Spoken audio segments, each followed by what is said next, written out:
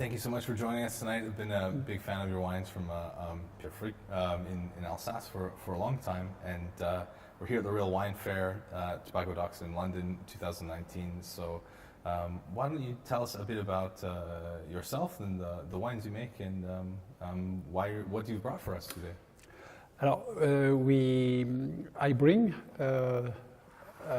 old Riesling, 2002.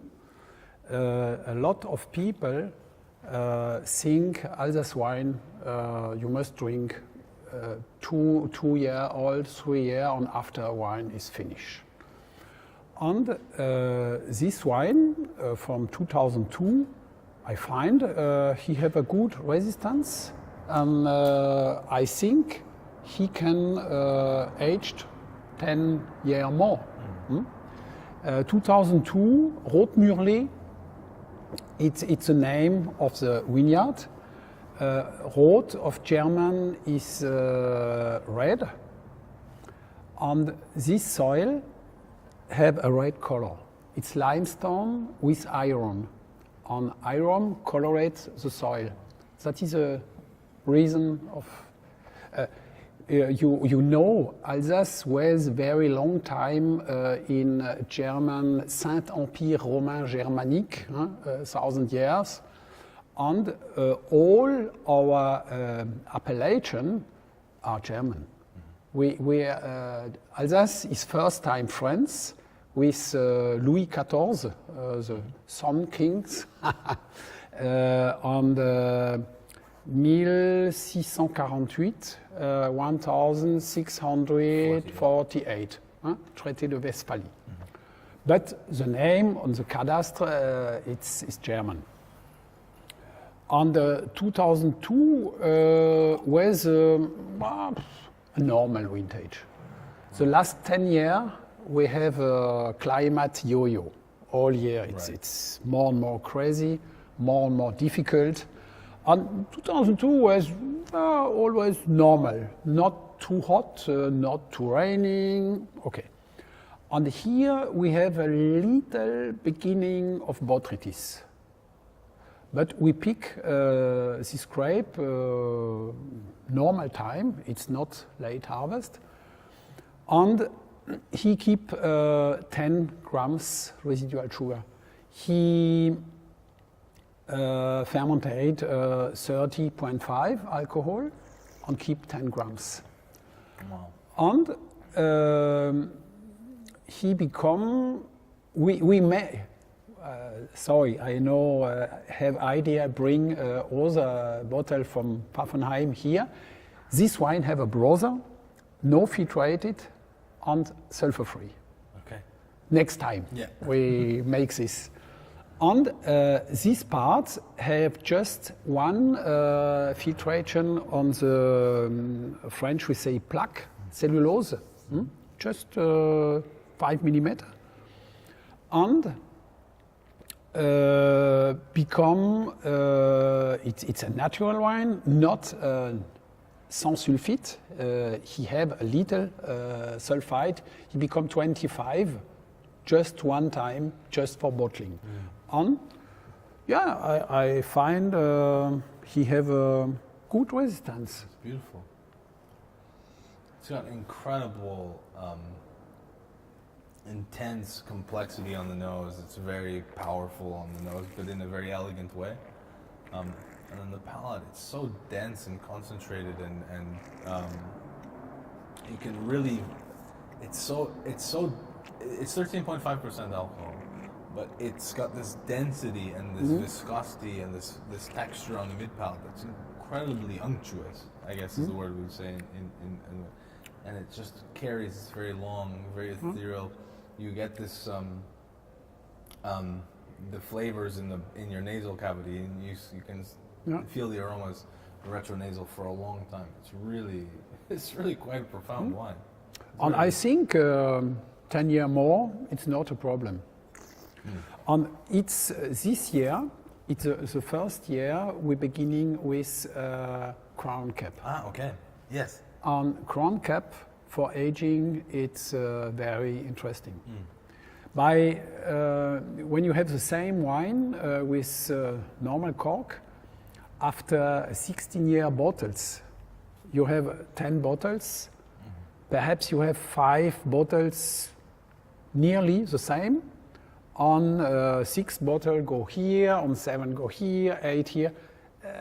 Not directly bad wine, but influence of cork. On here, 16 years later, you have 10 bottles, same. Yeah. You like or not, it's all story. But that is the reason we go with the first year to Crown Cap. On Champagne, yeah, beginning, of course. Beginning 60 years ago. It's amazing. I mean, to your point, I was talking about all these unctuous, dense, complex, kind of mature flavors, but the wine is so bright. It's really fresh. It has a lot of nice acidity. Even the color, it has this shimmer and shine. It's got a lot of life left in it. It's really, it's a really beautiful wine. What's amazing is the concentration of flavor, but it's not sweet. It's very ripe, but it's dry. The wine is dry, but it has this kind of ripe, fleshy kind of concentration that's really quite. It's really interesting. Each plant in this vineyard, in general, have by us maximum 12 bourgeons, 12 bourgeons. Normally in Alsace, you have the plant, and you have a baguette here and a baguette here. So, and we make just one. Here, 2 A's. En français, on dit des yeux. Yeah. Hein? 2 for cane for the next year. On here, we round 10, maximum 12 A's. And this explain in Alsace, Riesling, you have possibility to grow 8,000 liters of 1 hectare. But here it's maximum 4,000. And that is an explication. You have more concentration on the good acidity on full wine. Yeah. Beautiful. For natural wine, on biologic wine, the yield is very important. Yeah. You cannot make a natural wine with a big yield. My sense. And so, how long you've been coming to the Real Wine Fair? You've been working with Le Cave de Pierre for a long time.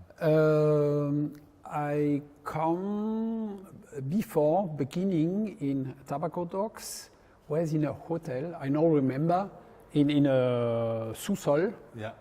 Was no sun. Was not a very small room. Yeah, and I come first time, but I can now remember. And after all time, I come here to this very nice place. Beautiful wine. It's.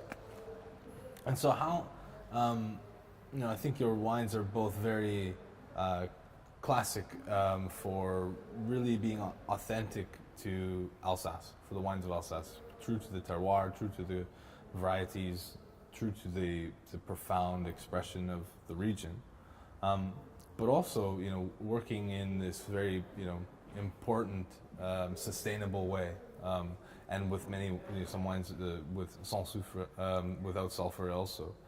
How is, that important to the story of Domaine Pierre Frick? It's all time a new experiment. My father began 1970 organic wine growing, and I come on the estate 76, and 81 we begin biodynamie. biodynamic, it's more influence.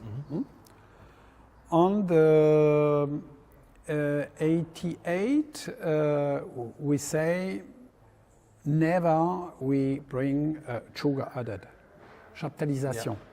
Last year was a very good year in Alsace, but we have a lot of people. We have no raining on Riesling stopped the maturation in conventional vineyard. People added sugar. And we make third step 70 organic, second step 81 biodynamie, 88 other step never sugar added. On 99 we make the first time 2 different wine totally sulfur free. And after all year more and more. On this time, we produce 80% sulfur-free wine, but we have some clients and say our first client is Japan. On our Racine in Japan, it's lovely, and have 8 wine from us. 6 sulfur-free, but Tokyo it's a very big city, huh? And a lot of good restaurants, but small restaurants have no sommelier. And for this restaurant, Yasuko say, bring me just 20 milligram sulfite, but it's not possible to explain. People say, it's, this one. Young people say, it's so colored, it's oxidized. Right. No, when you are sommelier, you say, no, sorry, it's not oxidation, it's aging. Right. But in small restaurants, people have no time to talk and to explain. Right. And but this time we make 80%. And I have a second wine. Oh, wow. It's interesting. Yeah, blind testing. Perfect. Uh-oh. It's a long day. Oh, wow. I saw the small bottle and I just assumed it was going to be sweet. This wine have a brother. Barossa. Yeah. The brother, it's Pinot Gris, Grand Cru Forbourg with maceration, 17. But for maceration, you cannot have a noble rot. And when we pick Pinot Gris for maceration, people have 2 baskets, a red basket and a black basket. And in the red basket come noble rot, and it's a smaller quantity, it's clear. And in the black basket comes very impeccable grape for maceration, whole grape. And this one have a potential for 90.5 alcohol. He stopped alone the fermentation and keep 120 gram residual sugar. But it's very delicate. We bottled this one December the same year, 2017. Wow. December, and he become just 20 milligram sulfite. And it's stable. But the concentration of noble rot beginning early, with I think perhaps ripeness was 12%. We concentrate acidity and sugar. On the pH, it's less, And by less pH, you have a good resistance with very, very small sulfite. 20 milligram.